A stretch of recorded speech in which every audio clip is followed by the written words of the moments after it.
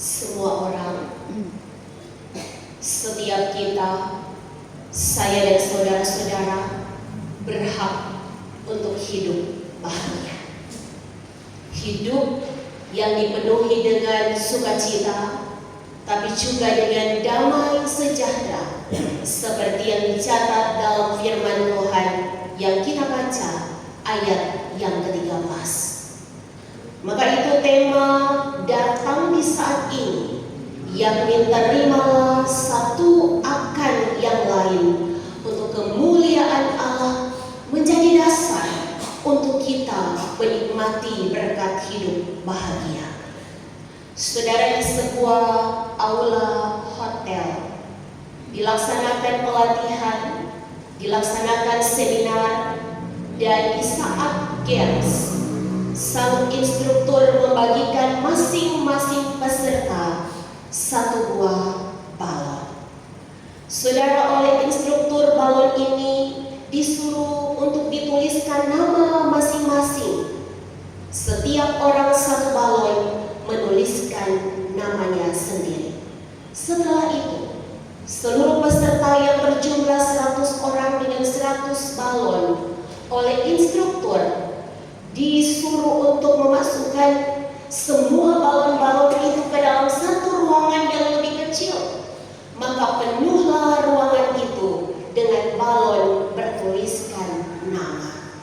Lalu sang instruktur memberikan waktu sekitar 3 menit untuk semua orang masuk ke dalam ruangan itu dan mencari balon atas nama mereka masing-masing. Saudara, kita bisa bayangkan apa yang terjadi. Yang terjadi adalah suasana yang riuh, suasana yang ramai, suasana yang sedikit kacau. Orang pada bilang, baku tolak, baku rebe, mau cari itu balon yang mana tak tulis dia benama. So kelar waktu, so habis 3 menit. Sangat sulit untuk setiap orang menemukan masing-masing balon menurut nama mereka. Akhirnya sang instruktur pun berkata, silakan Bapak Ibu mengambil balon yang Bapak Ibu bisa ambil, bawa keluar ke dalam aula yang lebih luas, dan mereka pun melakukan hal itu. Sampai di aula itu, saudaraku, instruktur berkata, mari Bapak Ibu, carilah siapa nama yang ada di balon di tangan Anda dan berikanlah kepada mereka.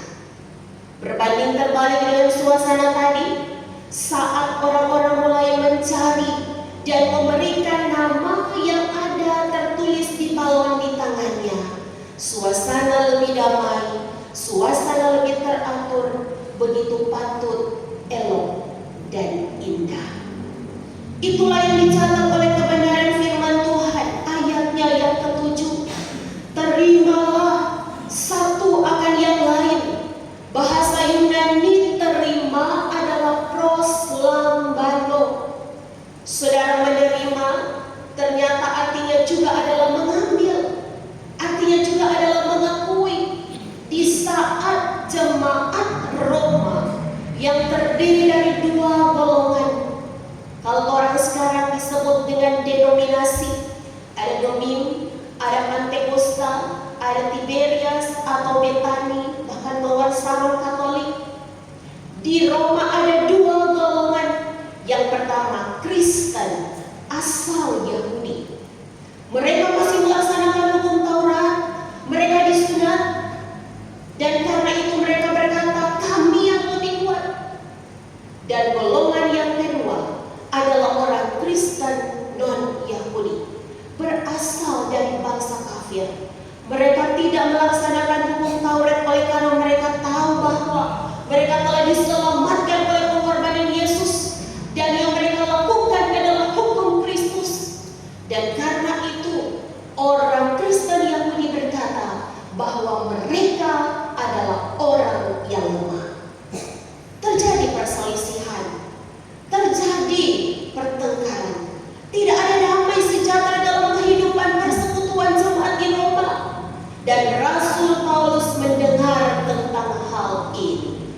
Dia menulis kebenaran firman yang kita baca, saudaraku.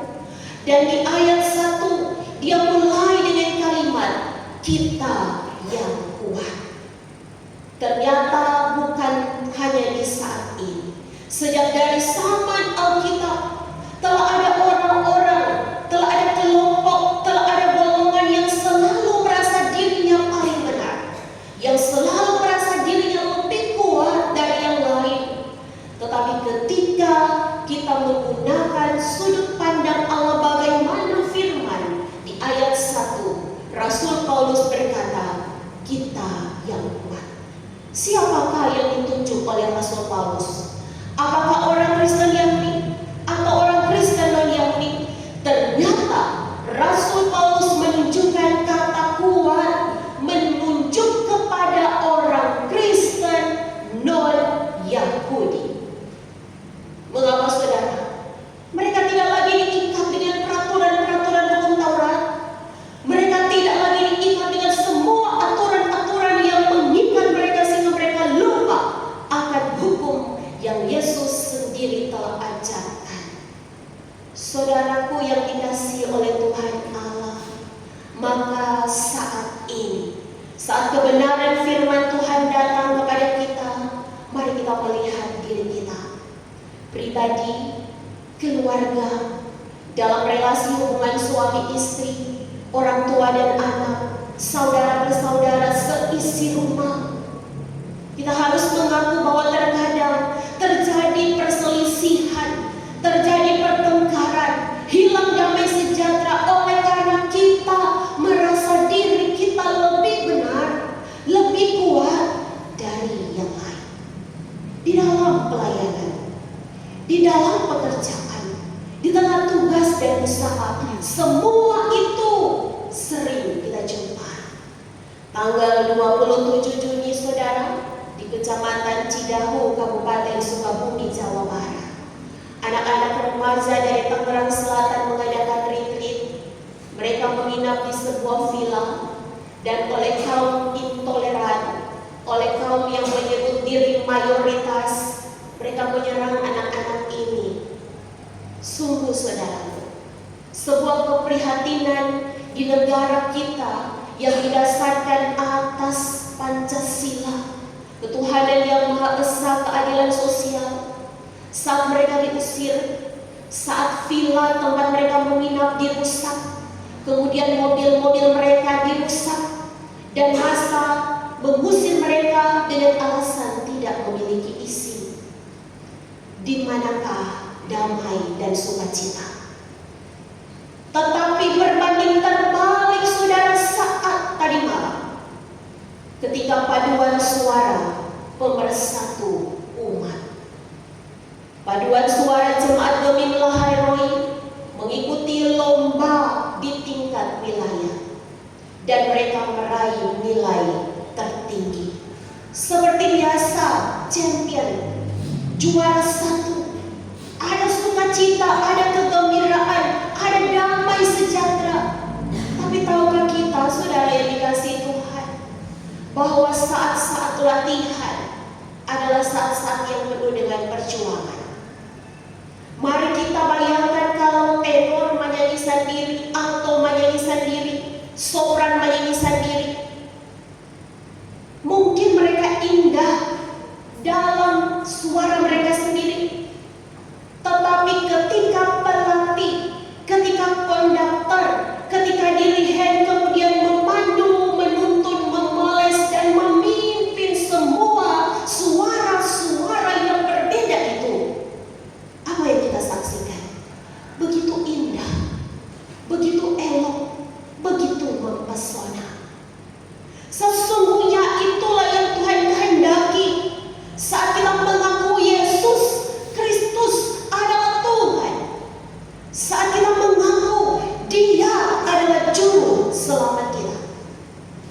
Maka hari ini, saudaraku, kebenaran firman kembali menjadi bekal dan pedoman untuk kita berjuang menjalani hari-hari hidup dengan tanggung jawab peran yang Tuhan percayakan kepada kita semua. Pesan firman, saudara, bahwa merasa diri itu benar tidaklah selalu salah. Kita harus mempertahankan iman kita. Kita harus pegang teguh kebenaran bahkan Tuhan Yesus sebagai juru selamat. Merasa diri benar itu tidak selalu salah, tetapi yang keliru saat kita menjumpai perbedaan dan kita melihat semua yang berbeda itu sama.